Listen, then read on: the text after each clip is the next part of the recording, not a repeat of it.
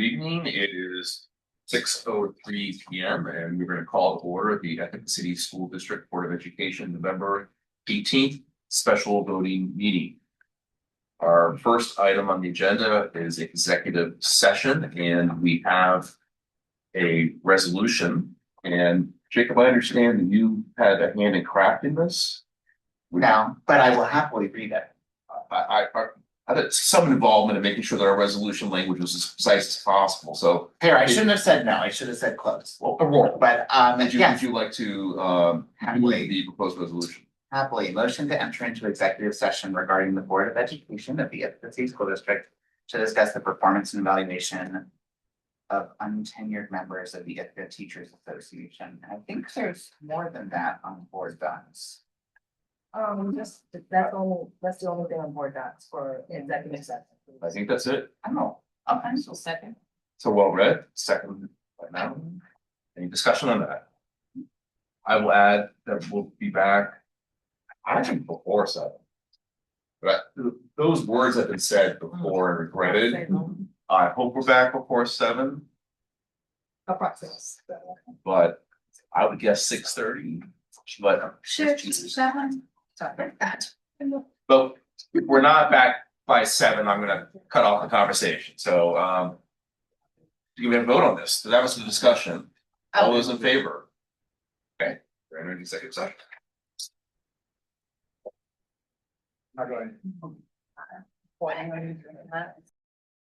Session. And we're going to skip over public comment.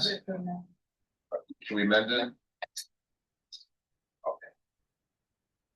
So, we need a resolution to do that, or can we just? Okay, so we're gonna vote on modifying the agenda to move item 4 to later in the meeting and proceed with item 5 so that we do not have public comment occurring before 7 p.m. To 7 p.m. After my. Oh, okay. Or before. So how about after superintendent? Do you have By half motion. an hour of comments? No, then we gotta move it. The first you said you made it a second. We can amend it at the same time. Amend in a second. All right, we're amending. I'm learning. All right. So we just vote on that, or has to be resolution? No. Vote on it. Yeah. Okay, so we heard everybody. You have to make a formal moving our motion. student reps and then coming over. You guys go ahead, I'm just gonna answer.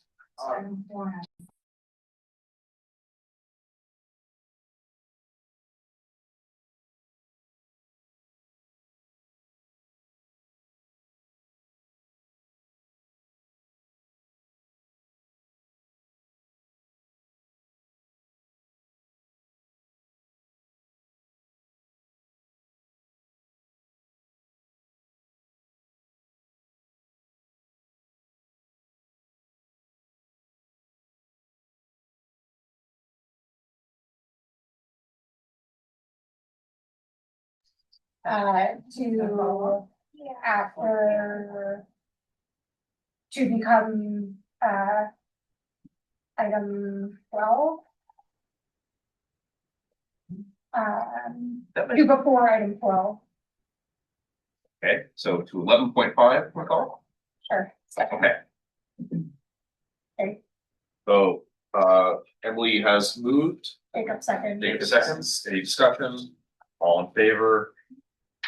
The agenda is so amended, and therefore we move to item 5, which is the consent agenda. I motion to approve all consent agenda items listed in consent agenda. Consideration of accounts, personnel reports, students and minutes of previous meetings as presented. So second, Second. moved by Jacob, seconded by Emily. Any discussion on that? All in favor? That passes unanimously. Consent agenda is approved. So we next move to our superintendent, Dr. Brown. Yeah, thank you for the opportunity, Dr. Breda. 2 items. The first one, I'm looking back through my notes. Each year, I've had to have a conversation about emergency closing and procedures. We were close to having one of those the other day, but anyway, just want to alert folks to our website, and I'm looking at our communications team have done a great job of building a web instance specifically dedicated to emergency closing information.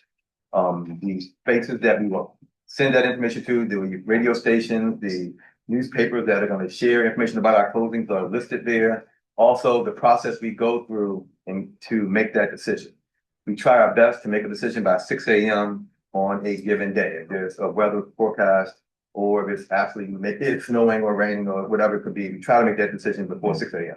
But anyway, I just want to alert folks that we have a web instance that highlights all of the procedures and the information about emergency closing, including 2-hour delays.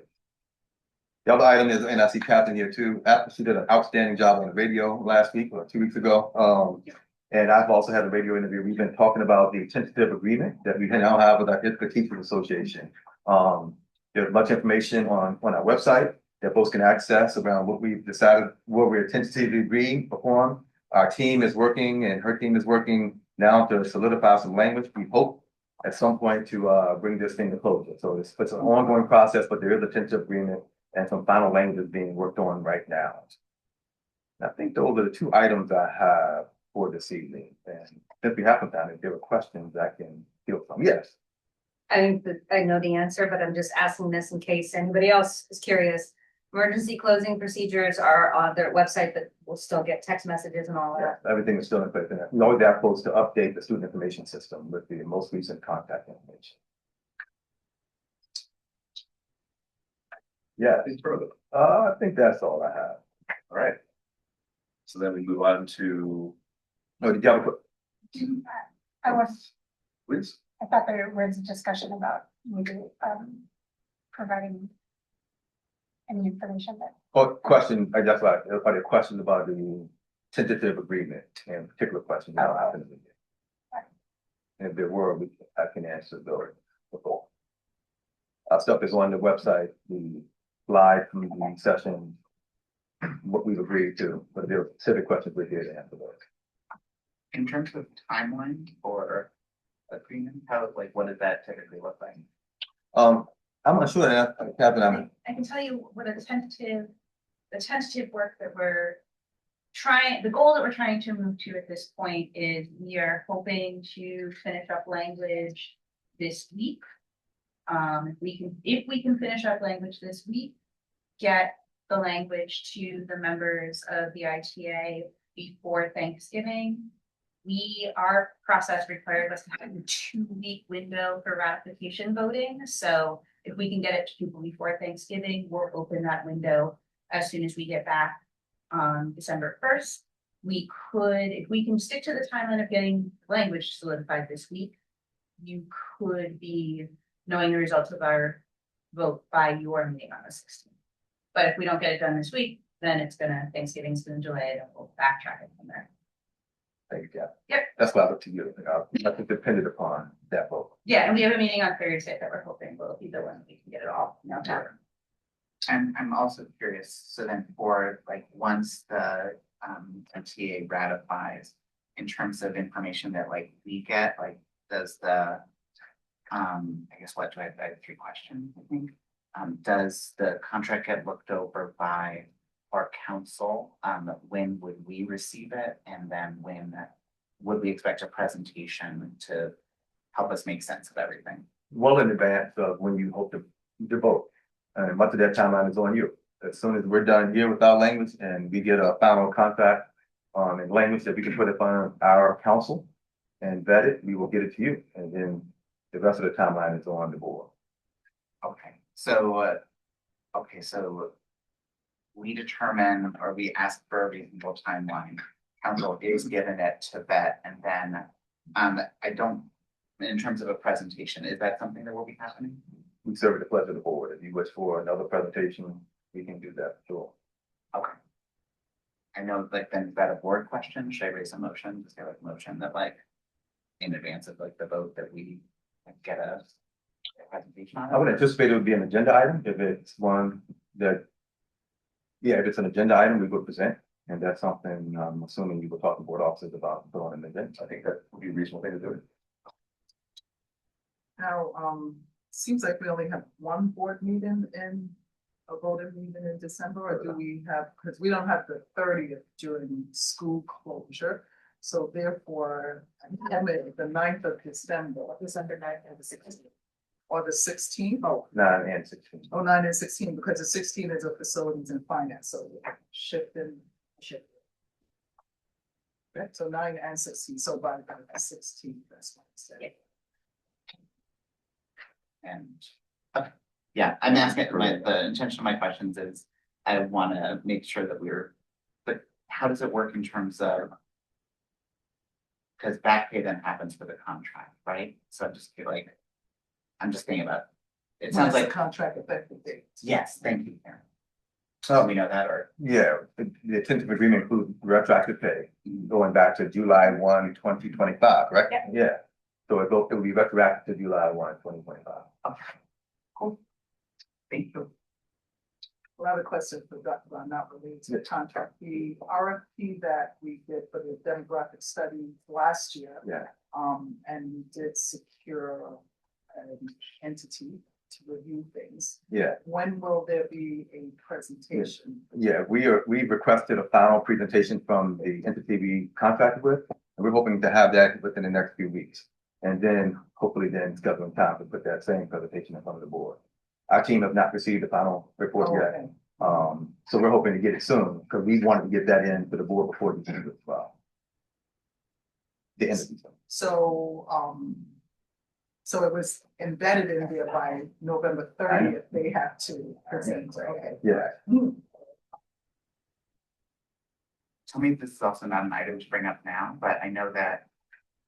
What feels like some time ago, we talked about how we were looking into revisiting this location for board meetings. I'm just curious what traction has been made on that. Or in determining a permanent space for our board meetings. Yeah, I think it's a decision for all. we've been exploring different options as a team. We have not presented a recommendation, but we have explored like an option. I might have, so how would it work for us to, because I know like the decision to move the room, like this didn't happen in the board. Are you saying that this would be a board vote to determine a final space, or whose decision would move that?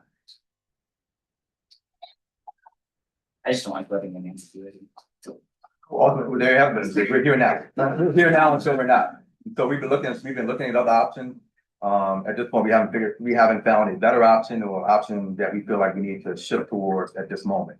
And I will say to you, as we think through this and as we look at the different options, if we have a different recommendation, we will share that with the board well in advance. The last one was made in probably short order. Yeah. And I anticipate the move to any place else other than this space will be something we talk about quite a bit. That seems right to me. Yeah. Okay. Anything else, Dr. Brown? All right, so then we move to items 11, the NISBA conference sharing. We had 3 board members attend the conference. My understanding is that those 3 members wanted to report back to the full board. Is that correct? So Emily and I attended in person, Madeline and Karen. Oh, 4 members, okay. Yeah. Apologize. Madeline and Karen both attended, I know some of the sessions online. Virtually, thank you. Emily and I put together a presentation based on what we experienced like during the full day sessions, and then I'm sure if Karen and Madeline have takeaways and learnings as well, they can. If it's okay with you to share after we like go through this, is that okay? Or oh yeah, I mean only if you want to. Madeline, go. Right, Trisha, we prepared a little slide deck. I'm gonna set a timer to make sure we don't go more than 10 minutes. I like those other people. You said that. 10 minutes is brief. Karen and I have different definitions of brief. I'm gonna look this up later. Actually. So.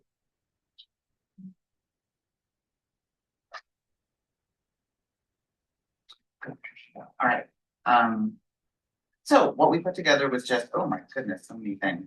We put together, I think, 5 takeaways around some of the things we learn from the session. So one, Emily and I attend multiple sessions and talk to a ton of people that emphasize the impact of having a clear multi-year strategic plan where a district outlines vision, specific concrete goals and actions, clear actions to get there. When we spoke to districts, because we were really interested in this, we found out that generally the planning process ranged from short, what districts described as short, 3 months, to long, 6 months. That most district and board goal setting and subsequent decision making is grounded in that strategic plan. Here's where we're going 3 years from now. And so let's take actions for that today. That therefore board meeting agendas should largely be about monitoring, updating the goals set based on the strategic plan. We have goals around student performance, student experience, like teacher retention, etc. And that the strategic plan, like I said, like it says at the bottom, is heavily centered around students. So as a result of this, and I think like earlier conversations with my colleagues, no, Tricia, it doesn't work. You should be able to. Aha, so Sean, while he's not here, led the charge in adding strategic planning to today's agenda. So hopefully we can begin the process, starting with a motion tonight. Are there any other questions, takeaways around this? My colleagues. Go. All right, so the next one was around open meetings. I think you've probably noticed we attended a legal session that emphasized that executive session topics should actually be very specific in the agenda to prevent boards from like discussing topics that actually should be part of an open meeting. We learned that many districts, and I should probably replace many with most, overuse executive sessions, use them inappropriately. And so to avoid that, we think that we should have specific language that changes from session to session to match the agenda items. For example, tonight, our executive session said we're going in to talk about whatever the one specific topic was, and that's what you should expect moving forward from us. So again, we've changed our language and hopefully be more specific, still maintaining privacy so that like if we're talking about a specific person, we wouldn't put identifying information, but to be as specific as possible without revealing confidentiality, so you know what generally is happening in exec. Next thing, I'll save this for when our board reps are actually here. The other one was around data. So we had many conversations with other school board members and district leaders that talked about the idea of like openly discussing district data. And again, like teacher retention data, student performance data, student experience data, regularly in school board meetings, and hearing how the district is working toward clear articulated goals. And so the idea was that our agendas, when you look at them, should match the priorities of the district and have regular check-ins on student outcomes. So we recommend, and I'd love to actually hear folks' thoughts on this, that we have like a recurring monthly item where the superintendent and or his designees like share sort of like district project progress towards goals, strategies that are being worked on, and next steps, so that we could better center the student experience and student outcomes in our meetings. And so because this one I think is probably the most different from what our current practice is, I would just love to hear if anyone has additional thoughts, wishes.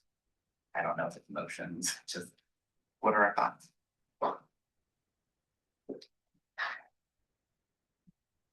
Oh, I've seen at our curriculum meetings that this data presented and discussed, and where we even had at board meetings where our data specialists would present what the survey results were and everything, and then there would be a follow-up, let's say if it was we requested at one point every 3 months. So are you, with the next steps and the recommendation, you're actually stating that we don't have this discussion currently?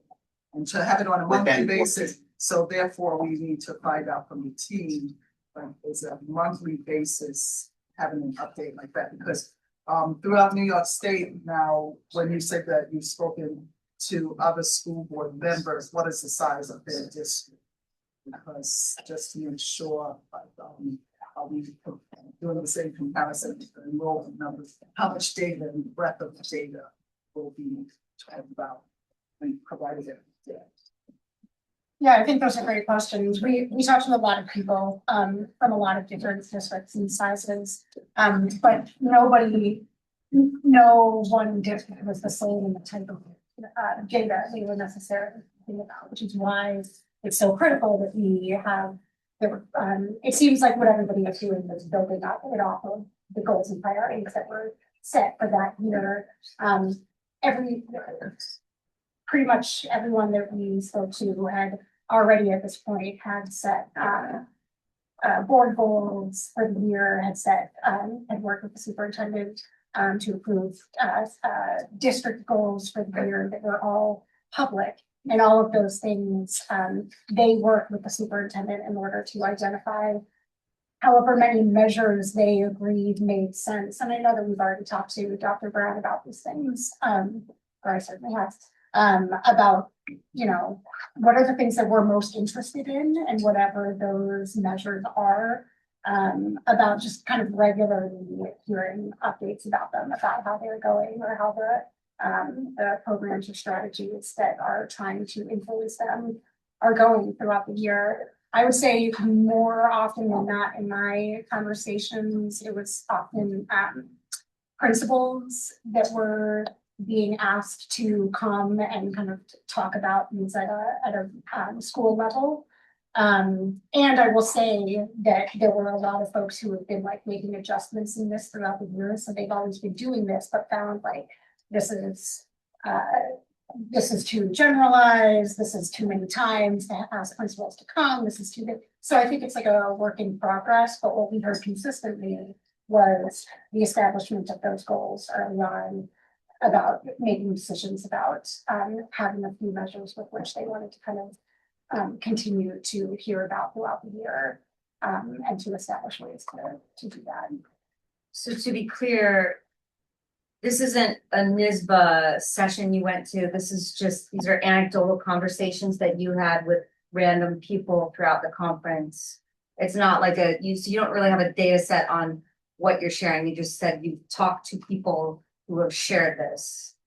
Yes. So there's no like NISBA stats that you're coming back with. These are just conversations that you've had outside of the actual presentations presented, vetted by NISBA. Yeah, I mean, I would Okay. say that if I know that there's probably some disagreement here among some of us, but I think that the value of that meeting to me was 9% of that was being able to sit in a room with school board members from all across New York and be able to learn from them about the things that they are doing. They were not necessarily the sessions from, you know, Some supports work random, better than others. yeah, national organization talking about a topic. I think that some were much more grounded and hopeful, but I think in general, it was an opportunity to sit down and talk to other school board members from across the state and superintendents and to be able to learn about what they were doing. So No, yes, it's understood. I mean, I was at the convention last year. I was unable to attend this year. So I do understand how it functioned. I just wanna, like, you're citing anecdotal conversations. I think a lot of the NISBA actual convention I mean, they're put on by school districts, by board members, by educators. So I kind of I disagree with you that the total value is from having conversations. But what I want to know is, I mean, because we do a lot of this in our meetings currently. And so if we want to completely, I want to kind of talk about this more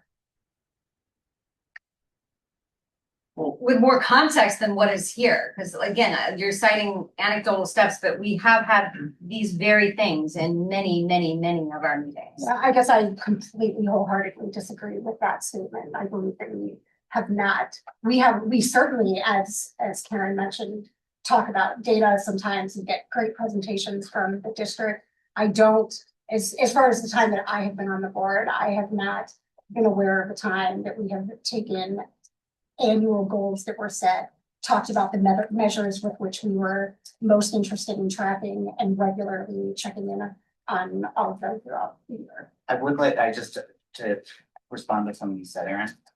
It was through anecdotal conversations. I'll also name it was in multiple sessions, and as part of my new school board member training at NISBA, it was a topic of conversation as well. So the strategic planning, as far as I could glean from my training and from the session, was a frequent topic of conversation and seems to be a widely understood practice that districts should engage in. Not from both the conversations, Emily is more of a sociable than me. People actually enjoyed talking to her, but also from the sessions. Right, no, I get that, but I would really love some actual, if we're talking about sharing data, I want some data points on this instead of just anecdotal, right? And I love the idea of sharing data. We get it at our, you know, that's part of the reason we have our, oh my gosh, our committee meetings. And it is on the committee's chair to bring that to our full board meetings. And so I love this idea, and I think maybe we should think about having our committee chairs, you know, bring that information to the full board meetings. You know, like, I don't, creating more meetings, maybe we condense our meetings and have more context here rather than the committee meetings. Anyway. I don't, it's an interesting question about like who would share the data, and I'm not sure if it would be committee chairs or. No, district not the personnel, but- committee chairs, when you have your committee, the chairs bring whatever information is shared and request that it be part of the agenda item for the full voting board, so I think- to move it along.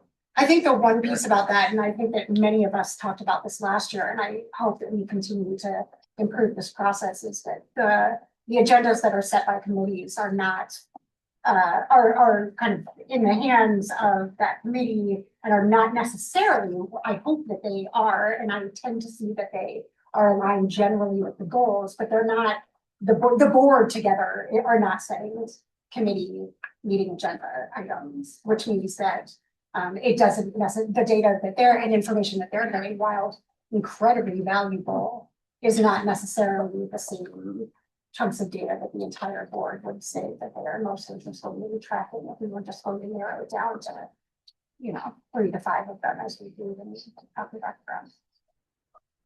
Okay, well, I mean, I think we have a recommendation from 2 board members that can be deliberated in committee, and if should be decided, be brought to the full board for consideration. When you say deliberated by committee, what do you mean?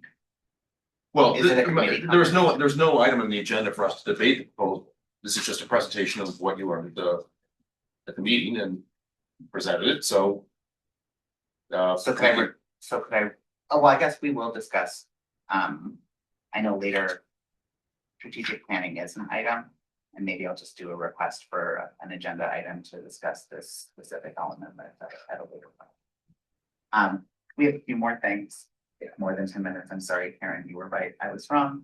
The takeaway 5 was around cell phone responses. We attended a session on implementing the New York State cell phone ban. It was very interesting. There were probably around 50 to 75 representatives from districts there. And a lot of the stuff affirmed, I think, what we do in terms of like, you know, we had like a clear policy, we rolled it out, we got community input. I noted that there was in my mind like one big difference, which was that a lot like districts spoke to success. And it seemed to me like in the room, it was like a lot of districts, like with clear if then policies for students having out cell phones. They also had a couple of people sharing from other states. So for example, like if you take out your phone at a school, I'll be curious when you all report out, you know, in a little bit, love to hear your thoughts. An administrator confiscates it, has a conversation with the student, and then a parent guardian needs to pick up the phone. And then the process escalates from there, combining restorative measures, which I know is something within our policy, not within our policy, but within the practices, but also the clear accountability piece for the student and to make sure that the communication with the parent guardian is there. And so I wanted to note that. And I mean, given that what the conference sharing is on the agenda, I would be, maybe I should ask, like, can I get a motion to discuss this topic a little bit more? I don't know if that's a thing that I do, motion like that. No, Not here. oh, sorry. Okay, Well, I mean, there's a process to put items on the agenda, and that's to approach your board president and ask for items to be put on the agenda for the next meeting, so it can be published and public will know and we'll talk about it. okay. So I can, so I'll then bring it up during the other discussion item. And with There are regards, also other ways. yeah, and Items with, on the agenda. with regards to this is a cell phone policy that we now have, this is new for this year. And it would go back to the policy committee because we did state that we will revisit the cell phone policy with the administrators and hear the feedback from the students. They've been giving us updates and stuff too. So it would be, if there needs to be an adjustment to the policy, it goes through the process of going back to committee. I guess helpful in terms of that. I also felt like when I heard something that like made logical sense to me, and I heard that like the district was talking about it, given the impact it has on the students, I feel weird about. Well, I just feel weird about putting up until I think the original discussion was scheduled to be in March. But I would feel weird discussing it further without even having feedback from what's going on in our schools, because I haven't heard much that there are any issues right now. So changing policy and going to an in-depth discussion ahead of that feels not very productive. And I take feelings out of it and put in process to it, right? What is the process that we have to have discussions and deliberations like this? We bring it back to committee where a lot of the work will happen. And in terms of policy committee, I know like Emily and Madeline, you're on it. Is that something that you feel like you'd be able to address? And I'm also curious just from Emily, I think you said like there's another way to get topics on the agenda. And so I'm learning the ropes still being moved. So can you tell me more about that? Well, at the start of any meeting, you can bring a motion to have something added to the agenda. You can even do it throughout the meeting. If you wanted to add something to the agenda, once the agenda has been adopted at the beginning of the meeting, then it would just require a supermajority vote. But there are opportunities, there are two opportunities on the day of to make a motion to add something to the agenda. I'm sorry to I'm asking things. So right now, if I wanted to say, I would like, because I don't know, like, I don't want to put anyone on the spot. Like, I see someone here who like represents like the principal voice and like in like the association. So like, I would love to hear from people who are here that might have context, if they have it, that might inform work that the policy committee has, but I guess that's the kind of thing where so you sorry. can 100% make that motion. There would be a discussion about it before a vote happened, and and that's when folks could speak up and say, I don't think that makes sense for me to review, or I support that, and then if the motion passed. Well, I'll hold off for now. I'll wait until the student board rests. So speaking only for myself, and Karen, please chime in as you always are on top of procedures, but speaking only for myself, I would only want to add items to the agenda if there was a timely nature to them that they had to be discussed that day.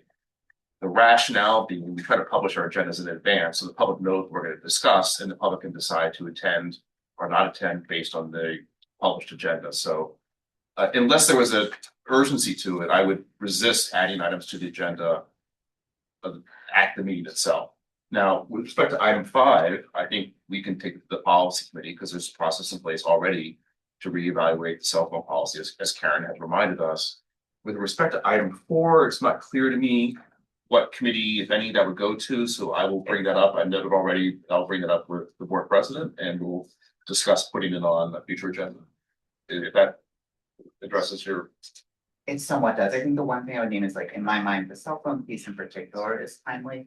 Because when schools, like if there were to be an adjustment made, which personally I see that benefit to, given the conversation at NISBA, then doing it like right after a break is appropriate. And so the more timely, the better, like if there were to be make a change this year. So I will, again, I will see if it's worth revisiting after like we hear from more people, but I wanted to highlight that's why in particular, I'm thinking it might be useful to discuss sooner rather than later.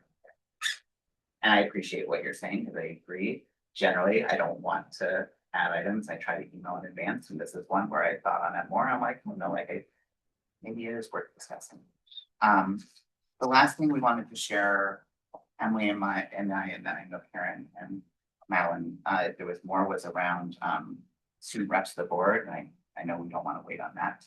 So we just wanted to say that it was exciting stuff that we learned in NISBA about how some districts have approached student leadership in terms of like starting with opportunities in middle school and the high school being actively cultivated by like principals, Board of Education, and superintendents are leading towards a focused group of student reps to the board who like take on more projects, policy related, with their boards. And so I know that's something that Emily's going to be advocating for, discussing in the policy committee. And because they're already talking about student reps, that is why it doesn't feel like a necessary agenda item right now, but just something we wanted to make the public aware of, fellow colleagues. And that is that for our presentation. That was totally just 5 minutes, so. Anything, I know you wanted to share. Well, I attended virtually, to make sure we didn't fully lose anybody from anyone attending, so I was able to hop on to some sessions. And what I appreciated about the virtual, because I attended in person last year, and I heard from others who attended virtually last year that it wasn't that good, and they definitely improved. And NYSBA is New York State School Board Association, just for those who may not know that acronym. So for us as school board members, this was a professional development opportunity to attend. And there was one session on achieving dignity for all, where the keynote speaker quoted Dr. Martin Luther King Jr. "Hate cannot drive out hate, only love can do that." And that resonated because your last slide you had about civility. And we saw that in some school board meetings that it can get heated, and we have experienced that here. I know I definitely have experienced that here. So I appreciate that Dr. Brown had welcomed like the culture of love to this district some years ago. And the student group, students have at the high school, one of your clubs, Letters of Love. I don't know if you are aware of the, because I would always try to scan like what clubs are happening at the high school. And Letters of Love, where they're writing letters to people in nursing home, people who are shut in, and being pen pals. And here it is, we are using the term love. And as Dr. Martin Luther King had said, only love can drive out hate. So it was just a reminder for me, and I had shared with Emily and Jacob and Madeline, like my takeaway from that first day at the municipal conference. And they talked about co-ops with our nutrition program and building bridges and not barriers. And they also did a virtual Jeopardy, and too bad I didn't sign on to that early enough because I did get a few answers right, so. Why am I not surprised? Not really a Jeopardy fan, so. I think you're getting the questions right. Yeah, and especially Robert's Rule of Order, so. So overall, it was a good virtual session. For anyone who's interested, the session, it was like an organization called the Dignity Index. We just had a really interesting framework, and it made me feel proud to be involved in like local politics and civics, where I think there's like so much more of an opportunity to actually get to know people, understand differences in opinion, and like not judge people, not put people into buckets where it's easy to demonize or glorify folks, like happens nationally and maybe statewide. To that, I just want to add one more thing, just to clarify, since we were talking and I kind of pushed back, and so there are more than 700 school districts in New York State. And so when I kind of pushed about, anecdotal and more than 700. So I really do want to have this conversation. It's not that I disagree with having a concrete plan and reviewing these things, but I really want it based on more than anecdotal conversations when there are more than 700 school districts in the state. And like the small fraction of people that represented those is so minute there that anecdotal is not enough for me to base changing the way that we do things. So I really want to review that more deeply with you and have those conversations in a board development session and really work through it. Right, but my pushback came from that, so thank you. I will add to that, and thank you, Erin. There is a book about effective school boards and how to run and lead effective school boards that both Jacob and I are reading right now, and there were two different school districts that we met out of the 700, but there were two different ones that spoke about having a book club based off of that book and had been reading it. And a lot of the things that we spoke about are also tenets of that book. And so it might be an opportunity for all of us to take a look at it and discuss, and certainly not all positive or negative things, but things that will allow us to kind of talk about them and figure out whether there are things in there that are useful or not. And as you said with book reading too, Oh, yeah. because we've had Dr. Brown always say the will of the board, and he's introduced books to the board over the years to it and provided. So if we choose to do that as a board, Did you buy a book while we were? I said I was going to buy the book. I have not bought. Oh, Sorry. sorry. Honestly, the book is a better read than Robert's Rules of Order. But I was gonna say, is that something that we need a motion for? Could we get copies? of I've it? already read it. I think it would be I think it would be an excellent. Yeah, I think it would speak to a lot of, Aaron, like take a little bit from like what you described with the anecdotes and make it a little more universal. It's written by someone who's like done a ton of work with school boards. And spoke at the NICLA conference a few years ago, so maybe we'll have already seen. I motion to move the items that have previously been moved, and also that folks don't have to wait until after 12. Given that it took. I am voting to undo Emily's motion. I'm just kidding. Is that a vote? Do we need to do that? I just feel like we should get into public.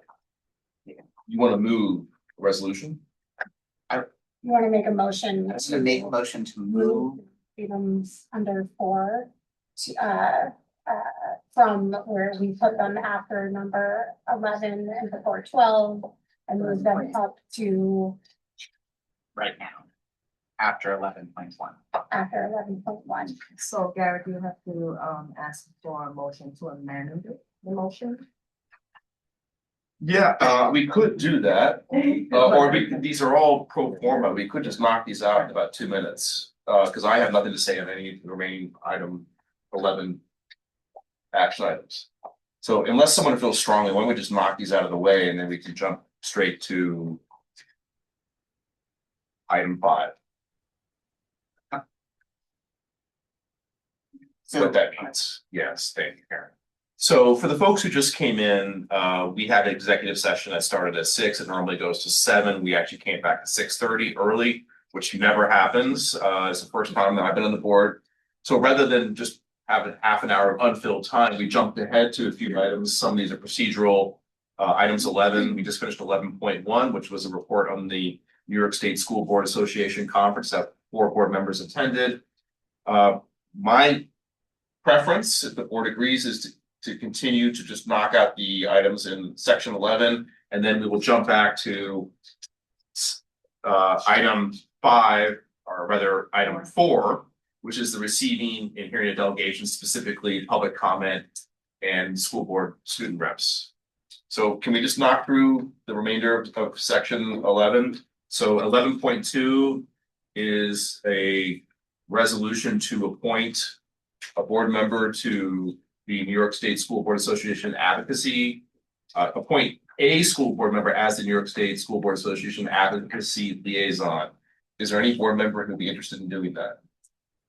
So I just, I think as a result of, again, being hazed by that legislative meeting, the 6.5-hour meeting, they then emailed me from NISBA about how there is an advocacy liaison program that sort of like becomes a point of contact for governmental relations. I had emailed Sean about it to say, while I'm not like hell-bent on it, I would certainly be happy if no one else wanted to do it. And he said that it seemed like an appropriate thing to raise for the board to see, just like to discuss and see if anyone is interested. Okay, so is that a self-nomination?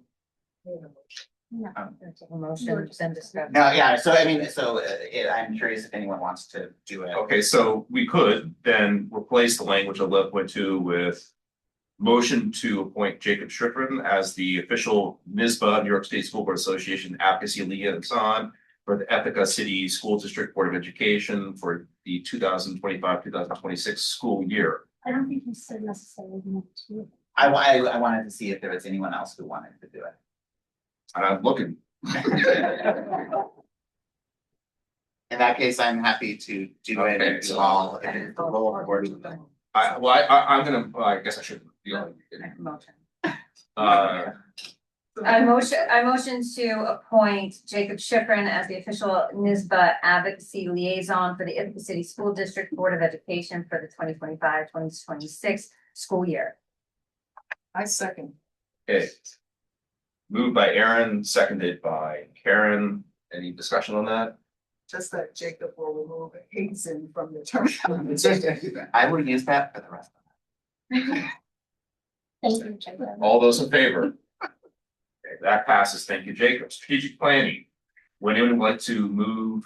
it. Safety plan. Oh, sorry, safety plan. Would anyone like to move the language there? I move to direct the district clerk to prepare and publish legal notice of public hearing for district-wide safety plan at 4 p.m. on January 6th, 2026 in the boardroom of the district administration offices of Ithaca City School District. Second. So moved, seconded by Jacob. Any discussion? All those in favor? That passes. We move to 11. You're fast. We do, these are pro forma. These, I mean, this. This is something, yeah. I move to approve a resolution that the Board of Education of the Ithaca City School District hereby authorizes the superintendent or designee to develop one or more requests for proposals or RFPs seeking professional service entities to support and or facilitate a strategic plan as they relate to future direction of the ICSD, the school district. Resolved that the Board of Education of the Ithaca City School District hereby authorizes, wait, I don't read that part. Yeah, okay, thank you. That's what I'm looking at. Second. Okay, so some discussion, I would just translate that to for the public. What that means is that we're going to put together a proposal to request outside groups to, we're gonna put together an announcement that would request or suggest or open ourselves to outside groups to make a proposal to the school district to help us with drafting a strategic plan. Did I say that right? Right, yeah. Okay. So is there any discussion on that? Yeah, I would just like to recognize that there are many ways for strategic planning processes to happen. And so I don't know exactly, I want to make sure that at some point before that there is discussion and input from the board and collaboration with Dr. Brown before the RFP is finalized to make sure that that we are all in agreement about the kind of support that we are actually looking for. I know that we as a board have had discussions in the past that have referenced 2 to 3 year processes for strategic planning. I know that as Jacob mentioned, we heard about processes that took 3 to 6 months. And so just recognizing that there are many, many different ways of going about this. And so part of my voting yes for this is also recognizing that we are going to have those deeper discussions about exactly what it is that we're looking for before the RFP is finalized and review. So I don't want to put words in your mouth, but I'm gonna guess that Dr. Brown would draft some language and then share it with the board and that we would have some agreement on that before the request for proposal went out. Is that? I would be suggesting a process that's similar to the most recent RFP proposal we sent out. We did one for banking services, we've done one for the consolidation service. And each one of those, we drafted language and we put it in front of the board committee at that time. So we conducted put it in front of the entire board for feedback on the draft of the RFP announcement. And then once it's announced, then we include the board in the selection process and so forth. So we have a template for this process. We can even run the template for the process by you before we make any next steps here. Yeah, I thought this, that I'm not interested in the template, but I'm interested in seeing it when it's there, so that's basically. Okay. So again, I kind of bundled that, but the RFPs, request for proposals, so this would be the district putting together an announcement, requesting that outside groups could propose to us their services and helping us guide us through the process of strategic planning. It's a better that time. All right. So all of those in favor, there's no further discussion. Okay, that passes. I'm sorry, I didn't get the second. It was moved by Aaron, Aaron and seconded by Jacob. Thank you. Which brings us to the last item, 11.5, athletic merger with Maine and Well. Aaron. I move to approve the athletic merger with Maine and Well for varsity girls ice hockey for the 2025-2026 season. I think that's a typo. Season, not session, or session, does it matter? I would say session. Season. Season. I'll make a friendly amendment that we say season instead of session. Well, in board docs, it has season. Okay. So moved by Aaron as written in board docs with season and seconded by Jacob. Is there any discussion of this? All those in favor? That passes. So we've now moved through all the item 11 items, and then as we've amended the agenda, we're come back to item 4, which is public comment. So we have one person who's signed up. Usually Adam reads the names. Adam's not here. I'll just read the names. There's only one. Jacob could be the name. Jake, do you want to read the names? There you go. Sure. The name. You have one. Okay. Yeah, we do, yeah. Approval Beverly Tan, come up and speak to us. Oh. Hi. My name is Beverly Tan. I'm a social studies teacher at IHS. I'm also the advisor to the IHS reps over here, which is why I've been here every single week. I wanted to take this opportunity actually to thank you guys for a couple of things that have been on my mind the past couple of months. I've spoken a couple of times. I wanted to thank you all for your part in getting to a tentative agreement with our ITA. I want to thank you and especially Todd Fox, who's not here at the moment, for all the moments of transparency in the process.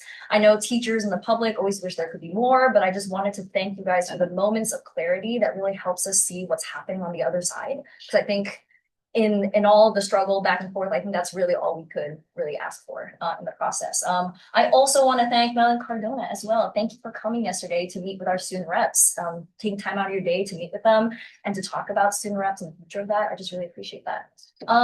The bulk of what I actually wanted to talk about is to express my gratitude for is actually professional development offerings that you have for teachers and staff.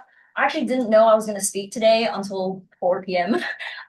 Because I was just talking to a colleague and we were expressing gratitude about all the different PDs that we've done that we've really enjoyed. So for example, AVID training that I did with my 9th grade PLC has been really integral when it comes to building the supports I have for my ENL students.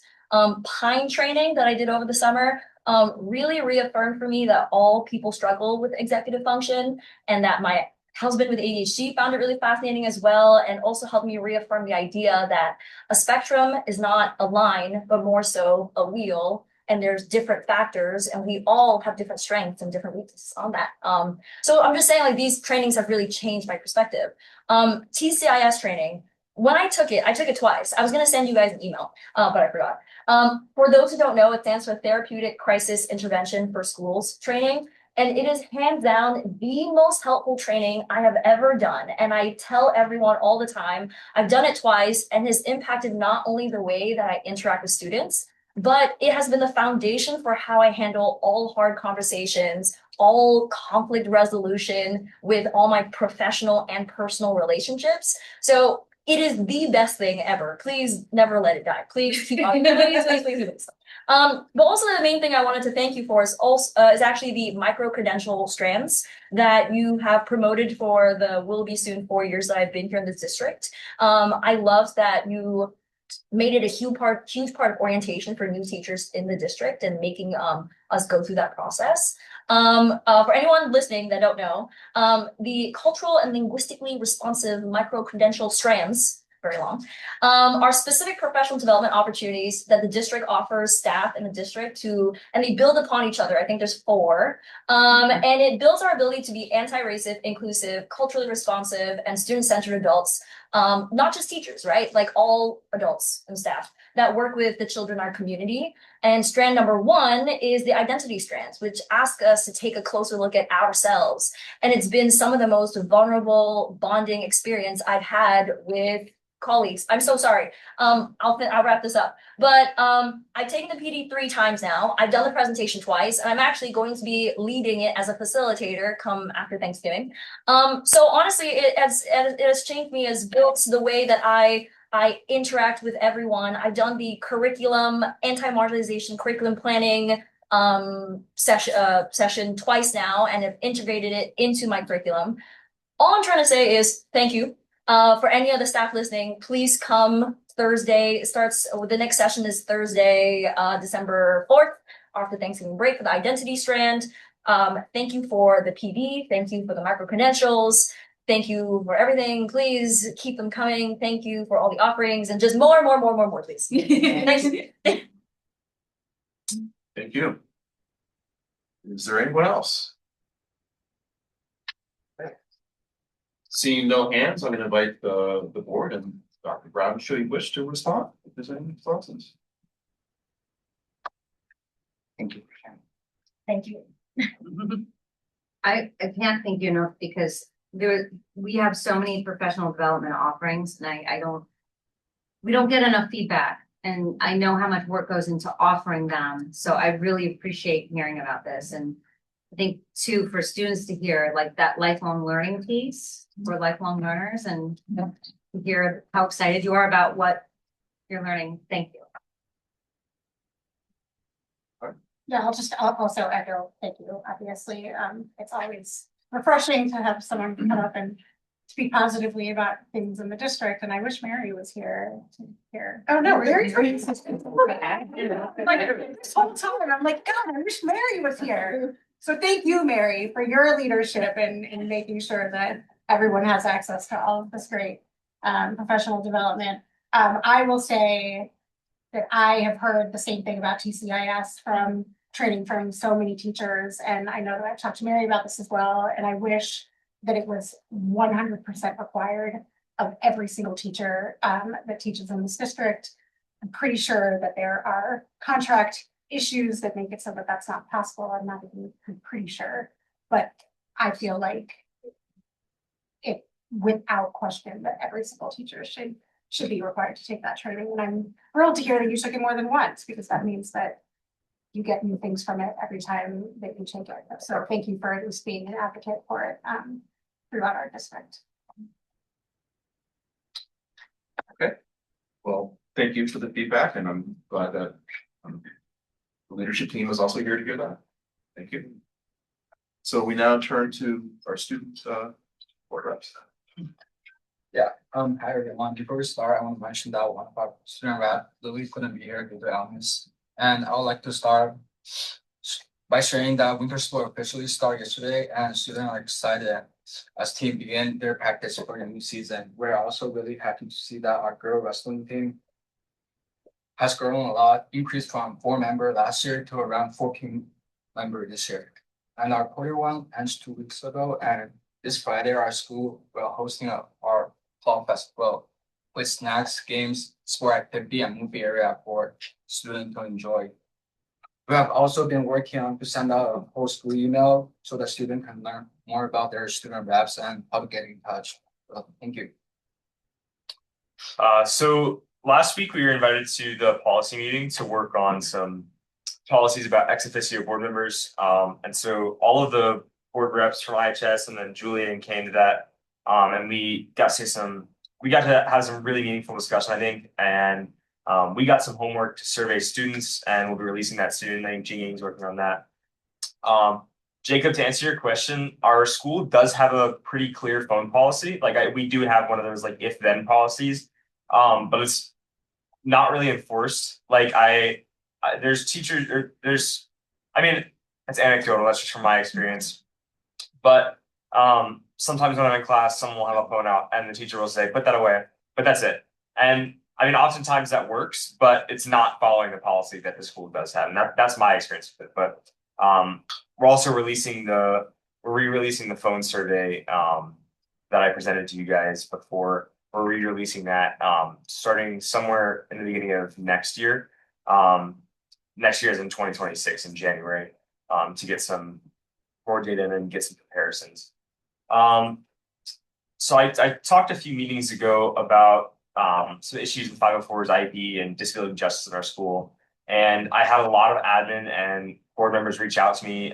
Aaron, Margie Shaw, Miss Grover, all reached out to me, and I really appreciate that. I actually met with Miss Shaw and I had some really meaningful conversation. And we talked about ways that things are going to improve in our school, and I just really appreciated that, and I want to thank you guys all for that.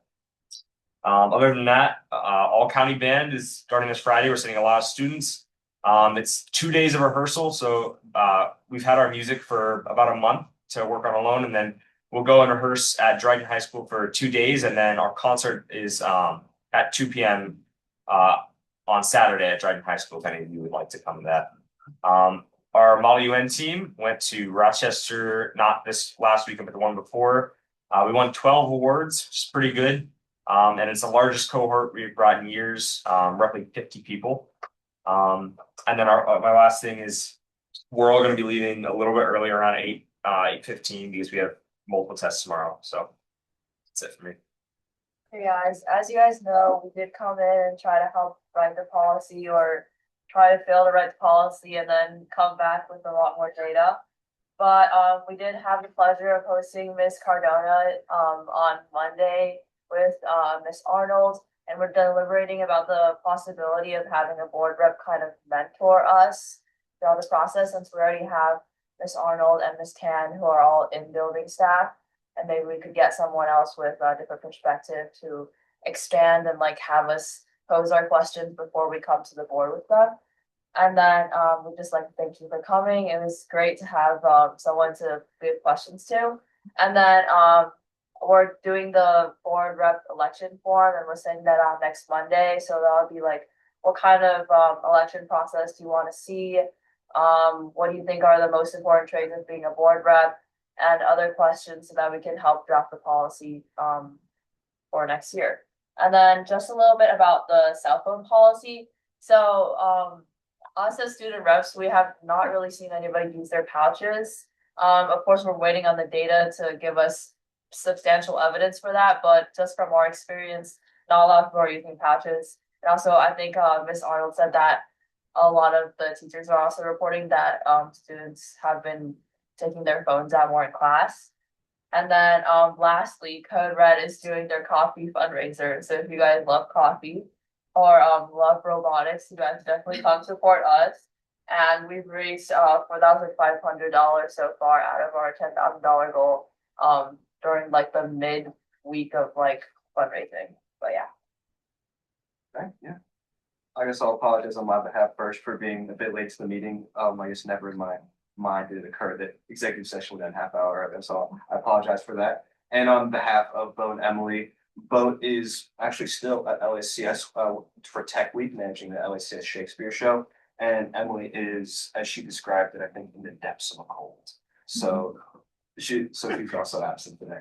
I guess first and foremost, I'll start with talking about the ITA. We are really, really happy to hear about the updates from the ITA and from the district around the contract situation. And we were really so pleased to hear the tentative contract agreement was reached. Like that, the school was truly so happy to hear that.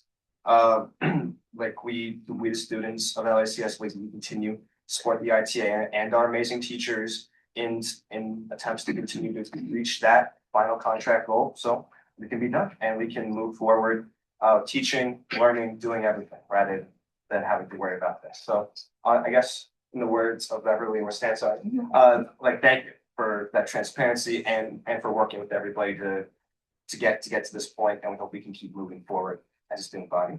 Couple things as well. I just mentioned Bo's at LACS right now helping manage the text week for our LACS Shakespeare show. That's coming up this weekend. We'll be having at the Boyden Auditorium. It'll be on 7 p.m. Friday and 7 p.m. Saturday. and 2 p.m. on Sunday. Again, we'd love it to see any board members come to that. It's Much Ado About Nothing is one of my personal favorite Shakespeare's. It was my 6th grade show, actually, and it'll be a lot of fun. The LACS Winter Carnival is coming up. If you don't know, it's one of our largest fundraising events of the year. It's where we gather the entire community in the school. We have events like our concert and talent show, where my trip in particular will be holding a silent auction. In past years, we've had boats get auction, everything from boats to gift cards to food, everything. Like we actually had food, super, it's definitely the best home cooked food you'll find in there, all in one place. Or if you really feel like you can come throw a pie to teacher, we have that one. It'll be December 12th at 5:30. Again, we love it. If anybody came, said hi, you might be able to throw a pie at me too. A couple quick hits as well.